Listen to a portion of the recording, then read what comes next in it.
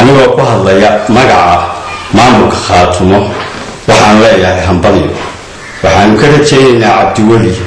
in uu wada hadal furo laba maamul anagoo ah runtiina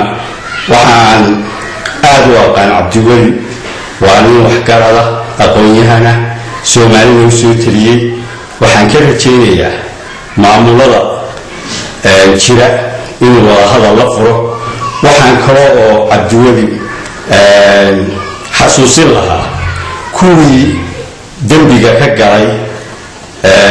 maamulka Khaatumo ama deegaanka kale in aan maamulkiisa ku darsan ee uu taa iska ilaaliyo si dardarisa oo walaala ah aan u noqono baan ka codsanayaa Cabdiweli dadka reer Puntland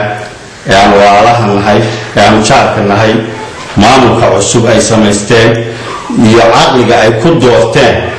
maamul cusub iyaga oo maamulkii hore uu noqday mid ay ku guuldareystaan wax walba hambalyaan leeyahay Cabdiweli talada ha ilaawin reer Khaatumo haddaan nahay waxaan ku leenahay Cabdiweliyo dariiqii kuwii hore ka weero kuwii dambiilayaasha ahaana maxkamad baa loo furay maxkamadooda sidii loo horgeyn lahaa inuu ka shaqeeyaan weliba jeclaan lahaa aad baad u mahadsan tahay waan salaamayaa reer Puntland reer Khaatumona waxaan leeyahay maamulkaa yimi mid jaar oo waanu deris wanaag ku noolaano inuu noqdo annagu awalba deris wanaag